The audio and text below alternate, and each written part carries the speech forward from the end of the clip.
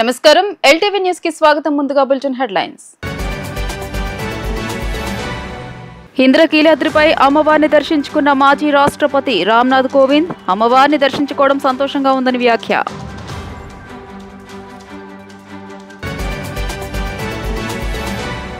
కాకినాడ పోర్టులో రేషన్ బియ్యం అక్రమ రవాణాపై కాకినాడ పోర్టులో ఆకస్మిక తనిఖీ చేసిన డిప్యూటీ సీఎం పవన్ కళ్యాణ్ బియ్యం స్మగ్లింగ్ జరుగుతుంటే ఏం చేస్తున్నారని అధికారులపై ఆగ్రహం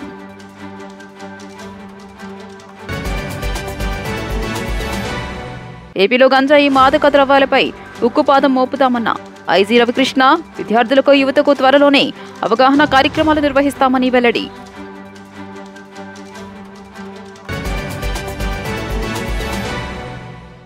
ఇంద్రకీలాద్రిపై కొలువైన శ్రీ కనకదుర్గమ్మను భారత మాజీ రాష్ట్రపతి రామ్నాథ్ కోవింద్ కుటుంబ సమేతంగా దర్శించుకున్నారు. ఆలయ ఈవో రామారావు, ఆలయ అధికారులు మాజీ రాష్ట్రపతి దంపతులను ఆలయ మర్యాదలతో స్వాగతం పలికారు. అమ్మవారి దర్శనం కల్పించిన అనంతరం వేద పండితులు వేదాశీర్వచనం చేశారు. విజయవాడ ఇంద్రకీలాద్రిపై కొలువైన శ్రీ కనకదుర్గమ్మను భారత మాజీ రాష్ట్రపతి రామ్నాథ్ కోవింద్ కుటుంబ సమేతంగా దర్శించుకున్నారు. ఆలయానికి చేరుకున్న రామ్నాథ్ కోవింద్ కు Vijayawada police commissioner SV Rajasekhar Babu పుష్పగుచ్చం అందజేసి స్వాగతం పలికారు.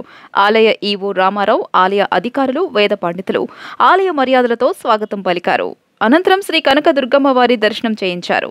దర్శనానంతరం వేద మండపంలో వేద పండితులు వేద ఆశీర్వచనం అందజేశారు. అమ్మవారి చిత్రపటాన్ని, ప్రసాదాన్ని, శేష వస్త్రాలను ఈవో రామారావు అందజేశారు. దుర్గమ్మను దర్శించుకోవడం ఆనందంగా ఉందన్నారు. ప్రపంచం, దేశంలోని ప్రజలందరూ సుఖ సంతోషాలతో ఉండాలని, అమ్మవారి ఆశీస్సులు అందరికీ ఉండాలని ప్రార్థించినట్టు చెప్పారు. As we all know, in Hindu religion, Kanak Durga is regarded as the creator of the entire world, entire human being, entire Brahman. And I am happy to say that I have prayed for the well-being of the entire humanity, especially our country, for our people and for everybody. Thank you.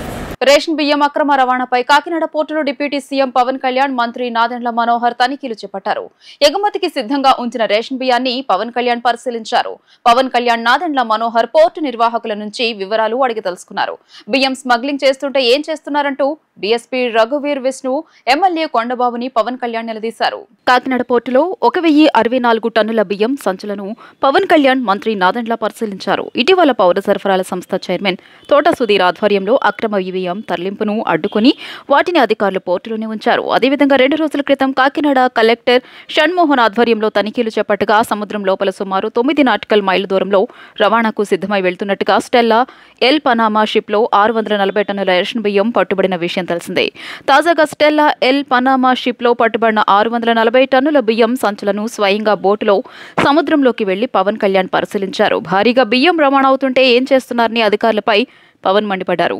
ప్రజాప్రతినిధులు వచ్చి బియ్యం అక్రమ రవాణా ఆపితే గాని మీరు ఆపలేరా అంటూ ఆగ్రహం వ్యక్తం చేశారు. బియ్యం అక్రమ రవాణాలో ఎవరున్నా చర్యలు తీసుకోవాలని ఆదేశించారు. రేషన్ బియ్యం ఇష్టానుసారం తరలిస్తున్న వారు ఎంతవారైనా చర్యలు తీసుకోవాలని అన్నారు.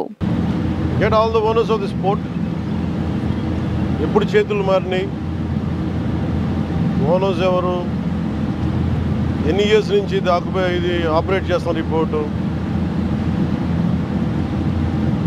మెయిన్ అసలు what is the main export,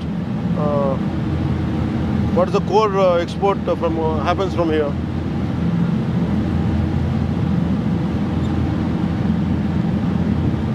Does the CEO know? Had he given any explanation? అంటే బంచ్ ఆఫ్ బిజినెస్ మెన్ పట్టుకొచ్చి మా ప్రెషర్ పెడితే లొంగిపోతాం. Who is that Alisha? Get a report on Alisha. Do you know, మీ బాస్కి తెలుసా ఎంత డేంజరస్ గేమ్ ఆడుతున్నాడు అతను?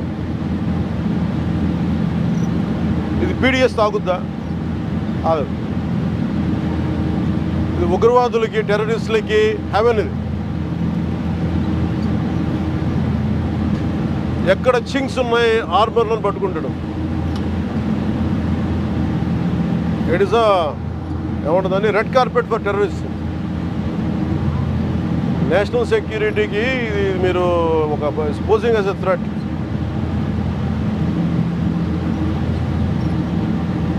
నా ఆఫీస్లో కూడా వస్తానంటే లేదు సార్ 10,000 మంది జీవితాలు పోతాయి సార్. ఏంటి 10,000 మంది జీవితాలు పోయాయి? కోర్టు ఉన్నదేంటి మీరు కూర్చోబెట్టి స్మగ్లింగ్ చేయడానిక? Seize the ship. If any pressure comes from central government will see.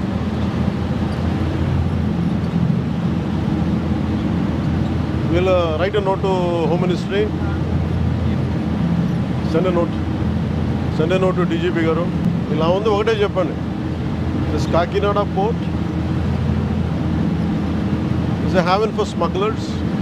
The state of Andhra Pradesh is a major supply for ganja. Export and import of drugs is rampant here, and these kind of ports are quite a haven for them. ఇదొక బ్రహ్మ పదార్థం లాగా. No one allows me to be here. Ever took charge from DPD's chief minister. Not even one guy was allowing me to come here. There is loan, sir. I waited for 6 months. Drugs తీసుకున్నా సరఫరా చేసినా నేరమేనని eagle chief RK Ravikrishna స్పష్టం చేశారు.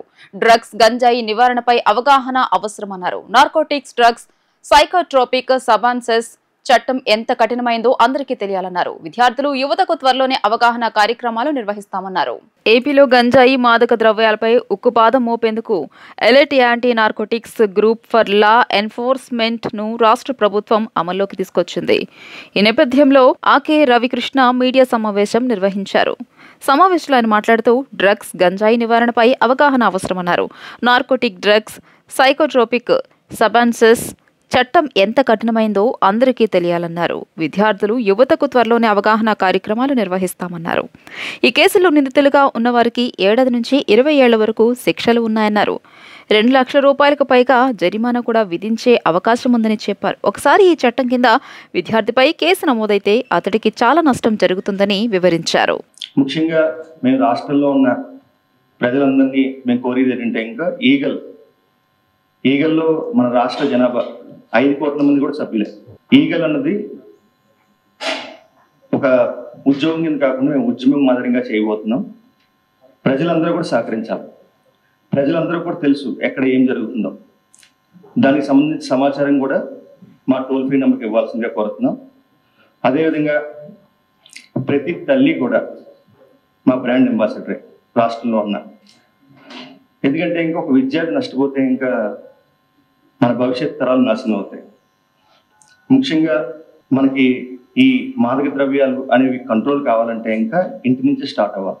మన ఇంట్లో జరగదు ఈ drugs, మాదక ద్రవ్యాలు, గంజాయి అన్నది ఎక్కడో జరుగుతాయి అనే భ్రమలో ఉంటాం. నేను తల్లిదండ్రుల్ని, ముఖ్యంగా నేను ప్రతి తల్లి మా బ్రాండ్ అంబాసిడర్ చెప్పడానికి కారణం ఏంటంటే, ఇంకా మీ ఇంట్లో పిల్లలు కూడా మీరు గమనించాలి. సరైన మార్గంలో మనం పెట్టగలగాలి. ఎన్డీపీఎస్ చట్ట ప్రకారం డ్రగ్స్ తీసుకున్నా, డ్రగ్స్ సప్లై చేసినా, సేవించినా సరే అది కూడా నేరమే. సప్లై, ట్రాన్స్పోర్టేషన్ మాత్రం నేరాలు కాదు. వాళ్ళు కూడా ఎన్డీపీఎస్ చట్ట ప్రకారం శిక్షార్హులు. సుమారుగా 1 సంవత్సరం పాటు శిక్ష అనుభవిస్తారు. అదేవిధంగా ఎన్డీపీఎస్ చట్టంలో 1 నుంచి 20 సంవత్సరాల దాకా శిక్షలు ఉన్నాయి. 2 లక్షల నుంచి దానికంటే ఇంకా ఎక్కువ పెనాల్టీస్ కూడా వేసే అవకాశం ఉంది. అన్నిటికంటే ముఖ్యంగా ఒక్కసారి ఎన్డీపీఎస్ చట్టంలో కనుక ఏదైనా విద్యార్థి కనుక దాంట్లో కేసులో వస్తే, ఇంకా నిదాన్ పోర్టల్ అని చెప్పేసి మనకి సెంట్రల్ గవర్నమెంట్లో ఉంది. ఆ పోర్టల్లో అతని నేమ్ ఉంటుంది. మొత్తం రాష్ట్రంలోని, దేశంలోని ఏజెన్సీస్ అన్ని అతని గురించి వాచ్లో ఉంటాడు. సో ఇవన్నీ కూడా మనం మార్చాలి. మా లక్ష్యం ఒకటే, ఇంకొక విద్యార్థి ఈ డ్రగ్స్ బారిన పడకూడదు. మీ సహకారంతో ప్రతి విద్యార్థి కూడా తెలుసుకోవాలి, ఎన్డీపీఎస్ చాలా కఠినమైన చట్టం. ఈ చట్టాన్ని మనం కఠినంగా అమలు చేయబోతున్నాం. ఈ చట్టంలో ఇరుక్కుంటే ఇంకా అతని భవిష్యత్తు మొత్తం అంధకారం అవుతుంది. అతని సామాజికంగా వాళ్ళ కుటుంబం కూడా చాలా ఇబ్బందులు పడుతుంది. అదేవిధంగా అతని భవిష్యత్తులో ఉద్యోగాలు కానీ ఇటువంటి వాటికి కూడా వెళ్ళే అర్హత వచ్చే అవకాశం తగ్గిపోతుంది. రాష్ట్ర మంత్రివర్గ సమావేశం డిసెంబర్ 4వ తేదీన ఉదయం 11 గంటలకు సచివాలయంలోని మొదటి బ్లాక్ లో జరగనుంది. ఈ మేరకు ప్రభుత్వ ప్రధాన కార్యదర్శి నిరబ్ కుమార్ ప్రసాద్ గురువారం ఉత్తర్వులు జారీ చేశారు. ప్రత్యేక ప్రధాన కార్యదర్శులు, కార్యదర్శులు ఆయా శాఖలకు సంబంధించిన ప్రతిపాదనలను వెంటనే సిద్ధం చేయాలని ఆదేశించారు. రాష్ట్ర మంత్రివర్గ సమావేశం డిసెంబర్ 4వ తేదీన ఉదయం 11 గంటలకు సచివాలయంలోని మొదటి బ్లాక్లో జరగనుంది. ఈ మేరకు ప్రభుత్వ ప్రధాన కార్యదర్శి నీరబ్ కుమార్ ప్రసాద్ గురువారం ఉత్తర్వులు జారీ చేశారు. ప్రత్యేక ప్రధాన కార్యదర్శులు ఆయా శాఖలకు సంబంధించిన ప్రతిపాదనలను వెంటనే సిద్ధం చేయాలని ఆదేశించారు.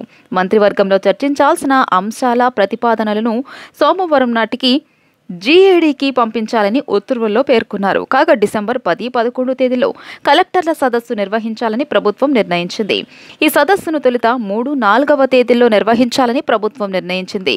4న కేబినెట్ నిర్వహించనుండటంతో పాటు కలెక్టర్ల సదస్సు అజెండాను సిద్ధం చేసుకోవడానికి కొంత సమయం అవసరమైన నేపథ్యంలో సదస్సు తేదీలను ప్రభుత్వం మార్చింది. డిసెంబర్ 10, 11 తేదీల్లో సచివాలయంలో కలెక్టర్ల సదస్సు జరగనుంది. మన దేశంలో చాలా ఎక్కువగా ఎలర్జీలు అలాగే ఇతర సంబంధించిన వ్యాధులు ప్రబలుతున్నాయని, దీనికి సంబంధించి చాలా కారణాలు ఉన్నాయని డాక్టర్ సాయి ప్రసాద్ తెలియజేశారు. ఎలర్జీలకు సంబంధించి ప్రత్యేక వైద్య నిపుణులచే జాతీయ అలర్జీ కాన్ఫరెన్స్ నిర్వహిస్తున్నట్లు చెప్పారు. మంగళగిరి నగరంలోని ప్రముఖ పిల్లల వైద్య నిపుణులు డాక్టర్ సాయి ప్రసాద్ మీడియా సమావేశాన్ని నిర్వహించారు. ఈ సమావేశంలో వారు మాట్లాడుతూ మారుతున్న వాతావరణ పరిస్థితులు, వాతావరణ కాలుష్యం విపరీతంగా పెరుగుతున్న క్రమంలో కార్బోనేతర మరియు కార్బన్ సంబంధిత కాలుష్యాలు పెరుగుతున్నాయన్నారు. మారుతున్న ఆహారపు అలవాట్లు, దీనికి సంబంధించి నిష్ణాతులైన ఎలర్జీకి సంబంధించి ప్రత్యేక నైపుణ్యం సాధించిన పిల్లల వైద్య నిపుణుల జాతీయ అలర్జీ కాన్ఫరెన్స్ మన మంగళగిరిలో గల ఎన్ఆర్ఐ మెడికల్ కాలేజీలో నవంబర్ 30, డిసెంబర్ 1న సమావేశాన్ని నిర్వహిస్తున్నట్లు తెలిపారు. ఈ సమావేశంలో జాతీయ పిల్లల ఎలర్జీ చాప్టర్ అధ్యక్షులు డాక్టర్ కృష్ణమోహన్ నాయర్, జాతీయ కార్యదర్శి డాక్టర్ నారాయణ రెడ్డి, కోశాధికారి ధనేష్ వాల్వైకర్ పాల్గొంటున్నట్లు తెలియజేశారు. ఈ సమావేశాన్ని కృష్ణా, గుంటూరు జిల్లాల పిల్లల సమాఖ్య ఆధ్వర్యంలో జరుగుతుందని, ఈ కార్యక్రమానికి దేశంలోని వివిధ రాష్ట్రాల నుంచి ప్రముఖ పిల్లల వైద్య నిపుణులు హాజరవుతున్నట్లు తెలియజేశారు. నేషనల్ పీడియాట్రిక్ అలర్జీ అసోసియేషన్ ఉంది. దాని తరఫున మంగళగిరిలో ఉన్న ఎన్ఆర్ఐ మెడికల్ కాలేజీలో నవంబర్ 30, డిసెంబర్ 1, 2024న ఇది పీడియాట్రిక్ అలర్జీ కాన్ఫరెన్స్ జరుగుతున్నదన్నమాట. ఇందులో ముఖ్యంగా ఏంటంటే దేశ విదేశాల నుంచి చాలామంది డెలిగేట్స్ వస్తున్నారు. అలాగే మన జాతీయంగా రాష్ట్రంలో నుంచి ఈ పీడియాట్రిక్ అలర్జీలో స్పెషలిస్టులు ఉన్న డాక్టర్స్ అందరూ వస్తున్నారన్నమాట. దీన్ని గుంటూరు, కృష్ణా డిస్టిక్ల పీడియాట్రిక్స్ అసోసియేషన్స్ రెండు కలిసి సంయుక్తంగా నిర్వహిస్తున్నాయన్నమాట. దీంట్లో వివిధ రకమైన ఎలర్జీలకు సంబంధించి చిన్నపిల్లలు వచ్చే ఎలర్జీలకు సంబంధించి ఎలాగా రోగ నిర్ధారణ చేయాలి, ఏ రకమైన పరీక్షలు చేయాలి, ఏ రకమైన వైద్యం చేయాలనే దాని మీద చర్చలు, తర్వాత సెమినార్సు, అలాగే మనం దాని గురించి నేర్చుకోవడం కూడా జరుగుతుందన్నమాట. ఇప్పుడు మనకు దేశంలో చాలా వరకు ఇప్పుడు ఎలర్జీస్ బాగా పెరిగిపోయినాయి. ప్రపంచవ్యాప్తంగా కూడా బాగా పెరిగిపోయినాయి. ముఖ్యంగా 13 నుంచి 17 సంవత్సరాల వయసు పిల్లలకి బాగా వస్తున్నది. క్రానిక్ రైనైటిస్, అలాగే ఎలర్జిక్ రైనైటిస్, తర్వాత ఎటోపిక్ డెర్మటైటిస్, ఉబ్బసము, తర్వాత స్కిన్ ఎలర్జీసు, ఇవన్నీ వస్తాయి. దీనికి రావడానికి కారణం ఏంటంటే వాతావరణం మారిపోవటం ఒకటి, వాతావరణ పరిస్థితుల్లో మారిపోవటం, అలాగే ఎక్కువ పొల్యూషన్ రావటం. పొల్యూషన్ కారణం ఏంటంటే కార్బన్ జనిత పదార్థాలు, అలాగే కార్బనేతర పదార్థాలు కూడా మనకి వాతావరణంలో కలిసిపోతున్నాయి. దాని వలన ఎలర్జీస్ వస్తున్నాయి. అలాగే మనకున్న ఫుడ్ హ్యాబిట్స్ మూలన, తర్వాత లివింగ్ స్టైల్ మారటం మూలన, ముఖ్యంగా మనం పిల్లల్లో ఎక్కువగా జంక్ ఫుడ్స్ తినటం మనం చూస్తున్నాము. ఆ జంక్ ఫుడ్స్ తినటం వలన ఎక్కువ ఎలర్జీస్, ఆస్మా రావడం, తర్వాత స్కిన్ ఎలర్జీస్ రావటము, ఇవన్నీ కూడా జరుగుతున్నది. అలాగే మనం ఎక్కువ ఇప్పుడు కాస్మెటిక్స్ కూడా మనం ఎక్కువగా వాడుతున్నాము. బాడీ స్ప్రేస్, రూమ్ స్ప్రేస్ ఇవన్నీ వాడుతున్నాము. వాటి మూలన కూడా స్కిన్ ఎలర్జీస్, ఉబ్బసం అలాంటివి కూడా వస్తున్నాయి అన్నమాట. అలాగే మన ఇళ్ళలో కూడా వివిధ రకాల కెమికల్స్ వాడుతున్నాం. ఇది మా దోమలను చంపడానికి, లేకపోతే బొద్దింకలు చంపడానికి అలాగే చేస్తున్నాం. అలాగే మన ఇంట్లో కూడా ఏ ఇంట్లో అయినా డస్ట్ మైట్ అని ఉంటుంది. దుమ్ములో ఉంటుంది, మన ఇంట్లో ఉన్న దుమ్ములో ఉంటుంది డస్ట్ మైట్ అనేది. అలాగే మన కాక్రోచెస్ వాటి మూలన, ప్లస్ అవి వేసే లద్దికల మూలన కూడా మనకి ఎలర్జీస్ వస్తున్నాయన్నమాట. దీని మీద వివిధ రకాలుగా చర్చలు, తర్వాత ట్రీట్మెంట్ మోడాలిటీస్ మీద సమావేశం జరుగుతుంది అనమాట. పెదవడ్లపూడి డిబిఎన్ గార్డెన్ లో కార్తీక మాసాన్ని పురస్కరించుకుని పెదవడ్లపూడి ప్రాథమిక ఆరోగ్య కేంద్రం ఆధ్వర్యంలో కార్తీక వన సమారాధన మహోత్సవం జరిగింది. ముఖ్య అతిథిగా జిల్లా వైద్య ఆరోగ్య శాఖ అధికారి డాక్టర్ కె విజయలక్ష్మి హాజరయ్యారు. ఈ సందర్భంగా డాక్టర్ విజయలక్ష్మి మాట్లాడుతూ ఒక కుటుంబం వలె వన సమారాధన మహోత్సవం జరగడం సంతోషంగా ఉందన్నారు. మెడికల్ ఆఫీసర్లకి హెల్త్ సెంటర్ల సిబ్బందికి మధ్య కుటుంబ వాతావరణం మాదిరిగా ఉంటే హెల్త్ సెంటర్లో పని బాగా జరిగి రోగులకు మరింత విశిష్ట సేవలు అందించగలుగుతారన్నారు. ఈ కార్యక్రమంలో డిప్యూటీ డిఎంహెచ్ఓ డాక్టర్ అన్నపూర్ణ, జిల్లా మలేరియా ఆఫీసర్ డాక్టర్ సుబ్బరాయన్, జిల్లా ఇమ్యునైజేషన్ అధికారి doctor A Shravan Babu, DPMO doctor CH Ratna Manmohan, ఆరోగ్య కేంద్రం medical officer doctor Ramesh, MTMC పరిధిలోని హెల్త్ సెంటర్ల మెడికల్ ఆఫీసర్లు doctor P Anusha, doctor Satish, doctor Ramanand, doctor Sheikh Mubeena, doctor Shantakumari, doctor Anusha, doctor Nagendrababu, malaria sub unit officer A Srimannarayana, supervisor Sagar, PHN Swarnalatha, MPHEO Durgaprasad, health సూపర్వైజర్లు పట్టెం లాజర్, రాణి తదితరులు పాల్గొన్నారు. ఈరోజు Peddavadlapudi PHC medical officers and entire PHC staff అంతా కూడా ఈ కార్తీక మాసంలో ఆఖరి రోజు ఈ వనభోజనాలు పెట్టి మా ప్రోగ్రామ్ ఆఫీసర్స్ని మనుషులు అందరినీ ఇన్వైట్ చేయడం జరిగింది. సో ఇది మంచి ఒక ఫ్యామిలీ అట్మాస్ఫియర్ లాగా ఈ ఫంక్షన్ ఈ వనభోజనాలు జరుపుకోవడం జరిగింది. సో దానికి డాక్టర్ గారికి అండ్ ఎంటైర్ పిహెచ్సి స్టాఫ్ అందరికి కూడాను నా ధన్యవాదాలు. సో ఇటువంటి అంటే డాక్టర్ మెడికల్ ఆఫీసర్స్కి స్టాఫ్కి ఒక ఫ్యామిలీ మెంబర్స్ లాంటి అట్మాస్ఫియర్ ఉంటే ఆ పిహెచ్సిలో వర్క్ 100% చేయగలుగుతారు. సో మంచి అట్మాస్ఫియర్ ఉంది పిహెచ్సిలో. I congratulate medical officers both doctor Ramesh and Satish. Thank you. గత ప్రభుత్వ హయాంలో మంగళగిరి ఫ్లైఓవర్ నుండి తెనాలి రోడ్డు గుంటలుగా మారి అనేక ప్రమాదాలు జరిగి ప్రాణాలు కోల్పోయిన పరిస్థితులు నెలకొన్నాయి. మంగళగిరి నుండి తెనాలి వెళ్లే ప్రయాణికులు, వాహనదారులు తీవ్ర ఇబ్బందులకు గురవుతూ భయంగా ప్రయాణించే పరిస్థితి నెలకొన్న తరుణంలో మంత్రి నారా లోకేష్ ఆదేశాల మేరకు నియోజకవర్గంలో గుంతలుగా మారిన రోడ్లను వేగవంతంగా మరమ్మతులు చేపట్టారు. నియోజకవర్గంలోని సమస్యను తెలుసుకుని వెంటనే స్పందిస్తూ ఈరోజు మంగళగిరి నుండి తెనాలి రోడ్డును వేగవంతంగా మరమ్మతులు చేపట్టడంతో స్థానికులు, ప్రయాణికులు, వాహనదారులు మంత్రి నారా లోకేష్ కు ప్రత్యేక కృతజ్ఞతలు, అభినందనలు తెలియజేశారు. నైరుతి బంగాళాఖాతంలో ఏర్పడిన అల్పపీడనం ఇవాళ తీవ్ర వాయుగుండంగానే కొనసాగనుందని విపత్తుల నిర్వహణ సంస్థ తెలిపింది. గడిచిన 6 గంటల్లో గంటకు 9 కిలోమీటర్ల వేగంతో ఫెంగల్ తుఫాను కదులుతోందని, ప్రస్తుతానికి ట్రింకోమలికి 240 కిలోమీటర్లు, నాగపట్నానికి 330 కిలోమీటర్లు, పుదుచ్చేరికి 390 కిలోమీటర్లు, చెన్నైకి 430 కిలోమీటర్ల దూరంలో తుఫాను కేంద్రీకృతమైందని వెల్లడించింది. నైరుతి బంగాళాఖాతంలో ఏర్పడిన అల్పపీడనం ఇవాళ తీవ్ర వాయుగుండంగానే కొనసాగనుందని విపత్తుల నిర్వహణ సంస్థ మేనేజింగ్ డైరెక్టర్ రోణంకి కూర్మన తెలియజేశారు. శనివారం ఉదయానికి ఉత్తర తమిళనాడు పుదుచ్చేరి తీరాల సమీపంలో కారైకల్, మహాబలిపురం మధ్య పుదుచ్చేరి దగ్గరలో తీరం దాటే అవకాశం ఉందని ఆయన తెలియజేశారు. దీని ప్రభావంతో ఇవాళ, రేపు దక్షిణ కోస్తా, రాయలసీమలో అక్కడక్కడ భారీ వర్షాలు కురుస్తాయని కూర్మనాథ్ వెల్లడించారు. ఇతర జిల్లాల్లో విస్తారంగా తేలికపాటి నుంచి మోస్తరు వర్షాలు పడే అవకాశం ఉందని ఆయన తెలియజేశారు.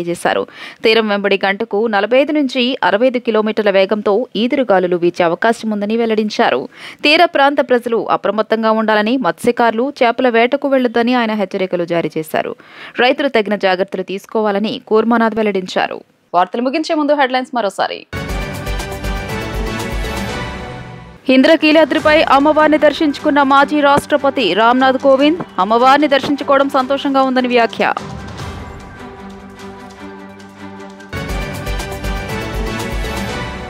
కాకినాడ పోర్టులో రేషన్ బియ్యం అక్రమ రవాణాపై కాకినాడ పోర్టులో ఆకస్మిక తనిఖీ చేసిన డిప్యూటీ సీఎం పవన్ కళ్యాణ్, బియ్యం స్మగ్లింగ్ జరుగుతుంటే ఏం చేస్తున్నారని అధికారులపై ఆగ్రహం.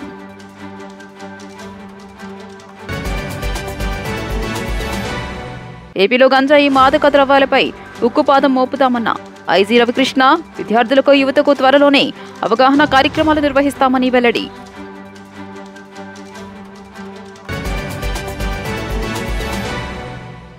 ఈ వార్తలు ఇంతటితో సమాప్తం. నమస్కారం.